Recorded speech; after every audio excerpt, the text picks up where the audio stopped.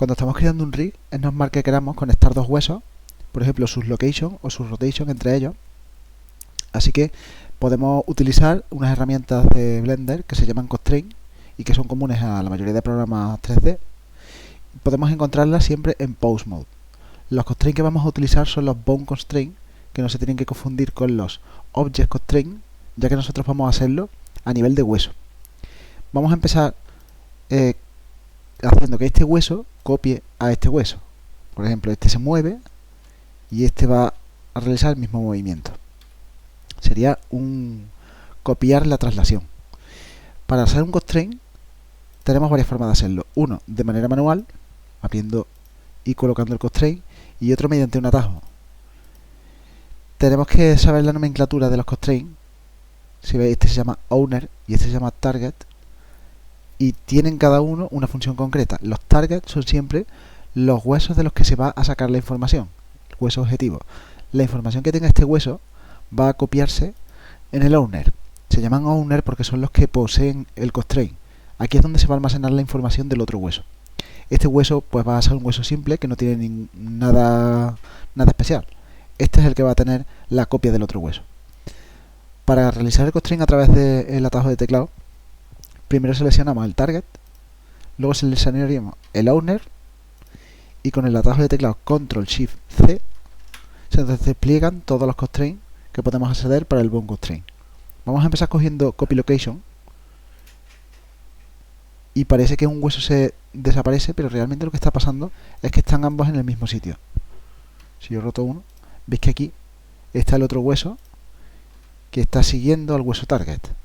El hueso target es el que controla al hueso owner en traslación. Si seleccionamos el owner, veis que es quien contiene el constraint. Estas serían todas las características del constraint. Podemos especificarle una serie de cosas, por ejemplo, qué eje es el que va a copiar. Si se los quitamos todos, te lo ponemos su posición. Ahora mismo no está pasando nada porque hemos desactivado todos los ejes. Si le decimos que copie el eje X, solo se va a mover en X. Lo podemos ver desde arriba y veis como el hueso solo se mueve en el eje X. Si le decimos X e Y, pues igual. Si le aplicamos el Z, pues entonces va a estar superpuesto. Hay distintos tipos de formas de copiar la posición. Es importante si vamos a considerar el world space o el local space, porque cada hueso, en función de si tiene un padre o no, va a tener distintas traslaciones, distintas rotaciones. Si tienen hijos, o sea, si son un hijo o si están directamente en el mundo. Así que este sería uno de ellos, el copy location. El copy rotation sería igual, pero solo con la rotación. Igualmente tendría sus propias características. Cada constraint va a tener una configuración distinta. Algunas son comunes, por ejemplo la influencia o el space en el que estamos trabajando, y otros cambian. También podemos decir aquí qué ejes queremos que copien, o si queremos invertir alguno. Si yo invierto aquí el eje X, veis que está reflejando el hueso. Puedo invertir el eje Y al rotar en X va a rotar igual, pero al rotar en Y va a rotar en la otra dirección. En fin. Podemos copiar también la escala. Entonces este hueso va a controlar la escala del otro. Igual con sus características específicas y las comunes que tenían los anteriores. Copy Transform pues va a aplicar tanto la posición como la rotación como la escala. Así que si cambiamos este, pues parece que no está pasando nada porque el otro hueso está copiando todas sus características. Aquí no podemos especificar eje porque estamos cogiendo traslación, rotación y escala simultáneamente. Sí podríamos, por ejemplo, cambiar la influencia. Entonces, si pusiéramos aquí 0,5, estará poniendo la mitad de la posición. ¿Ves que se mueve como la mitad? Rotaría la mitad y se escalaría a la mitad.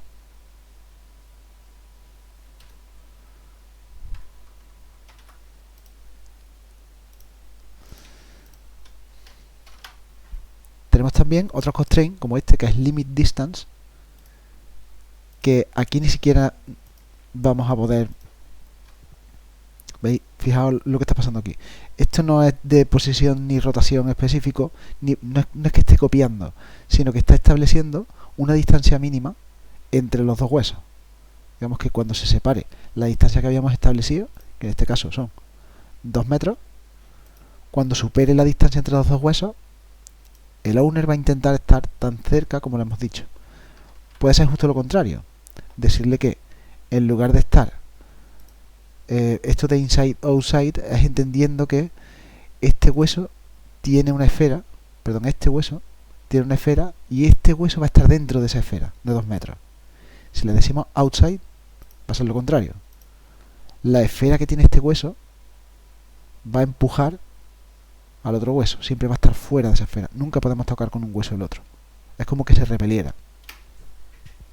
También podemos decirle que esté en la superficie. Eso quiere decir que el hueso siempre va a moverse en la superficie de la esfera que está a través del target. Siempre va a estar a una distancia exacta de 2 metros, o la distancia que nosotros le especifiquemos. Igualmente tiene una influencia como el resto de los constraints. El siguiente constraint, limit location. Como veis que ahora no he cogido el target, porque para este limit location no es necesario que haya ningún otro hueso haciendo nada. Simplemente sobre sí mismo le vamos a marcar cuál es lo máximo o lo mínimo que se puede mover. Por ejemplo, le decimos que queremos que se mueva un mínimo desde 0 hasta un máximo de 1. Este hueso, si yo lo muevo en el eje X, solo se va a mover de 0 a 1. Entonces está aplicándose sobre el mismo hueso. Podríamos hacer lo mismo con los demás ejes. Y este hueso solo se movería en un cubo de 1 por 1.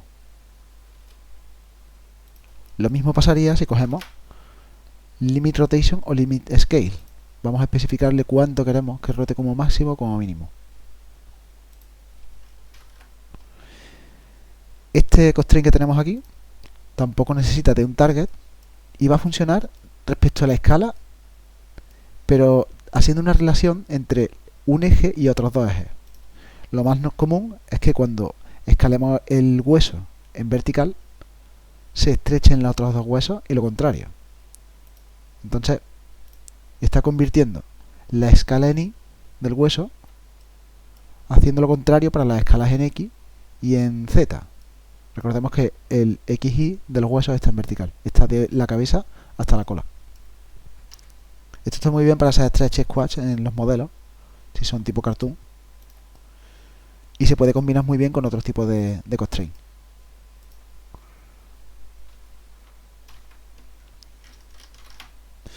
Por aquí tenemos también el constraint de transformation y el transform cache. De momento los vamos a dejar y vamos a pasar a los de tracking. Los constraints de tracking, los que más nos interesan realmente serían los dump track, invert kinematic. El lock track es un tipo de dump track. El spline IK lo hablaremos más adelante cuando tratemos la columna vertebral. Y el stretch to es muy parecido al que hemos utilizado de maintain volume. El track to es el antiguo dump track, así que tampoco lo trabajaremos. Vamos a cogernos estos 4 de aquí y vamos a ver cómo funciona. Si elegimos el target y el owner y creamos un dump track, este hueso va a ser como el objetivo es el que está apuntando el hueso owner. De momento el eje que está apuntando de este hueso es el eje Y, como está marcando aquí.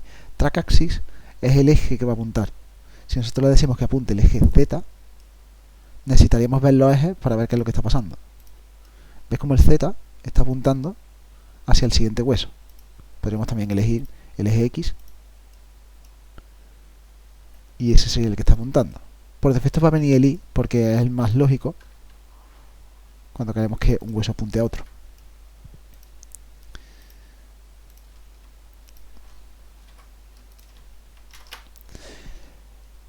El lock track es muy parecido al dump track, pero este caso, ves que hay como un eje bloqueado.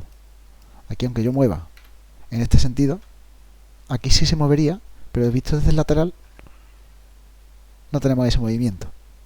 Así que lo que estamos haciendo es bloquear el eje Z. El eje Z no va a rotar, los otros dos sí.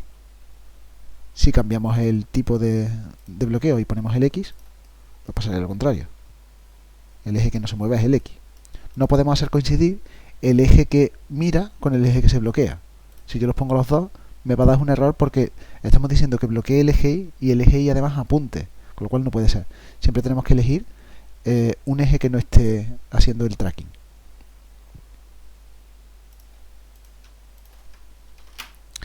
Tenemos un constraint que se llama stretch2, que ahora mismo parece que funciona un poco extraño. En realidad, lo suyo es que cuando vayamos a hacer este constraint, nuestra configuración de hueso la bajemos un poco aquí, ¿vale? Fijaos que está justo en el inicio el hueso, así que ahora cuando lo creáramos tendría mucho más sentido, porque es como que está enganchado ese hueso y se estira. Tiene también el maintain volume que tenía el otro constraint, lo trae integrado. Este tipo de constraint funciona muy bien poniéndolo simultáneamente con el dump track. Parece que hicieran lo mismo porque el dump track lo que hacía era apuntar. Vamos a ponerlo donde estaba. El dump track, primero este y luego este, lo que hacía era apuntar hacia allí, ¿no? Y el constraint stretch2 pues parece que también apunta, pero este además se estira. Parece redundante que utilizáramos estos dos constraints simultáneamente, pero tienen una forma de trabajar distinta, y hay veces que necesitamos tener un dump track y además tener un stretch2, porque el comportamiento de la rotación de los ejes es distinto. Entonces, si nosotros los cambiamos, vemos que los ejes no se van a comportar de la misma manera. Esto lo veremos en un caso práctico cuando estemos haciendo las rotaciones de los brazos y de las piernas. Nos quedarían los constraints que hay en esta zona, pero tampoco vamos a trabajar con ellos, con estos tampoco. Como mucho nos interesaría ver el child of y el floor de momento. Es verdad que los otros tienen sus funciones, pero son más habituales este tipo de constraint. El child of sería como un emparentamiento. Tiene el hueso el mismo comportamiento que si este fuera hijo de este, y en la jerarquía estamos viendo que no hay ningún tipo de emparentamiento. Pero puede ser que tengamos dos huesos que no queramos que sean uno hijo de otro, pero que tengan que el comportamiento en algún momento sí y en otro momento no. Entonces aquí trabajaríamos mucho con la influencia. Hay un tipo de constraint que es el floor, que es bastante útil. Ahora mismo parece que como que ha desaparecido, ¿no? Pero realmente lo que está haciendo es establecer como una especie de suelo. Digamos que yo con este hueso no puedo pasar más allá. Vamos a subirlo un poco para arriba. Va a estar libre, pero nunca puede pasar más allá de donde le está marcando el otro hueso. Podemos utilizar la rotación, y si yo roto este hueso, claro que habría que rotarlo en el otro sentido. A ver, vamos a rotarlo por aquí. Tendríamos como un suelo inclinado. Este hueso estaría marcando como la inclinación por la que puede deslizarse este hueso. Entonces es muy útil para tipos de limitaciones en las que los huesos pues necesitamos un plano sobre el que se deslice muy concreto.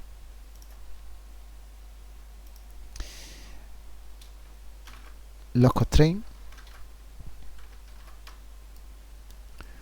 habéis visto que hemos hecho un constraint desde uno a otro, pero podríamos pensar que a lo mejor tenemos varios elementos que queremos controlar con un mismo controlador. Podríamos tener varios targets, varios owners, perdón. Vamos a quitar estos targets de momento. Y nosotros queremos que este target controle distintos owners. Pues podemos hacer lo mismo, pero no podemos hacerlo simultáneamente. Tendríamos que coger primero uno, y este tendría, por ejemplo, copy rotation. Este podría tener un copy scale, y este pues podría tener un dump track.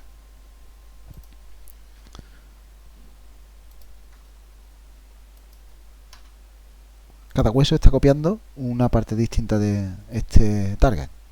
Entonces podríamos tener un target con varios owners. También podría ser que tuviéramos varios targets y un solo owner.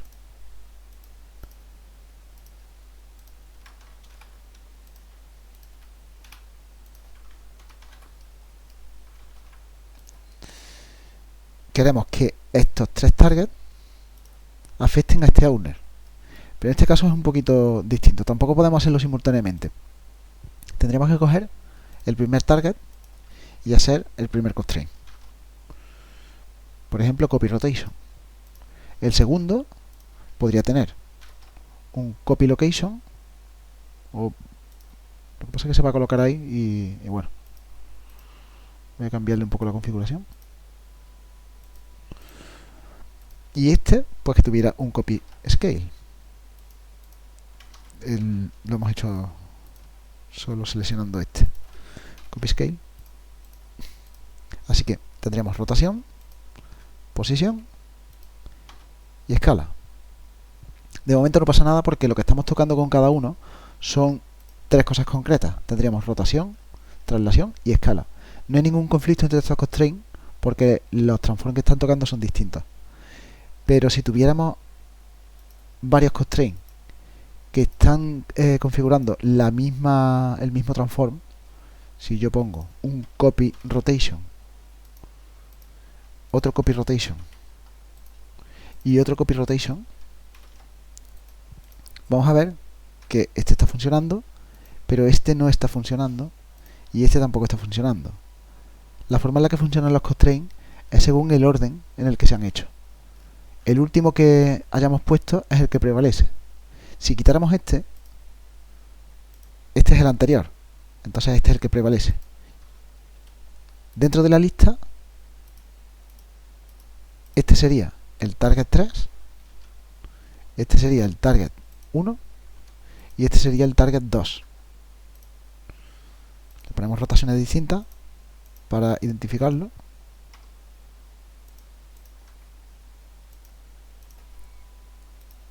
El último que está en la lista, que es el target 3, ¿veis que es el que está afectando? Si yo quito el 3, el 1 es el que está afectando, y si yo quito el 1, el 2 es el que está funcionando. Si quito el 2 también, volvería a su pose inicial. Así que es importante el orden, porque según cómo los ordenemos, si yo pongo el 2 debajo, ahora el 2 es el importante, o el 1. Es muy importante este orden. Para esto, pues vamos a utilizar la influencia. La influencia nos va a permitir, vamos a quitar por ejemplo el target 1 y vamos a quedarnos con el 2 y el 3 y quitamos de aquí este. Vale, nosotros querríamos que este hueso estuviera intermedio entre estos dos constraints, así que necesitamos, en vez de activar o desactivar, cambiar la cantidad de fuerza con la que influye un constraint. En influence podemos bajar la intensidad hasta 0,5 y eso quiere decir que el 2 va a tirar un 0,5, va a tirar la mitad de la influencia y la otra mitad pues el que hay debajo. Entonces ahora mismo tendríamos una posición intermedia, una rotación intermedia. Así que con la influencia podemos hacer este tipo de interpolaciones entre varias rotaciones, varias posiciones o varias escalas. Si añadimos uno más, por ejemplo el target 1, también podemos hacer que influya como esto. Ahora mismo está al 100%, pero este tendríamos que ponerlo al 33 periódico, porque sería una tercera parte. Cada vez que nosotros vamos añadiendo un constraint, el primero estaría al 100%, el segundo al 50%, dividido entre 2, y el tercero dividido entre 3. Dividiríamos el 1 entre 3. Entonces ahora vemos que la influencia de cada uno es similar. Esto a lo mejor lo vamos a entender mejor con la posición. Quitamos estos constraints y ponemos el constraint de posición.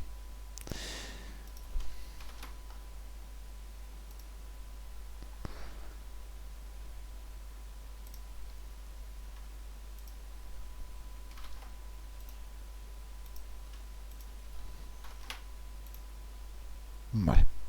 Ahora mismo el que está actuando es el último que hemos puesto. Si yo le bajo la influencia y lo apago, y le bajo la influencia a este y lo apago, y le bajo a este la influencia y lo apago, podemos jugar con la influencia. Que quiero que actúe este, pues activo esta influencia. Que quiero que actúe este, pues esta influencia. Pero como hemos dicho, el orden es importante. Si yo quiero que actúen los tres por igual, no voy a ponerle 0,33 a los tres. Al primero lo voy a dividir entre cada constraint voy a dividirlo entre tantos constraints como entre su orden, vamos. Si este es el constraint número 1, lo dividimos entre 1, sería 1. Si este es el constraint número 2, lo dividimos entre 2. Y si este es el constraint número 3, lo dividimos entre 3. Y ahora podemos ver que todos tiran con la misma fuerza,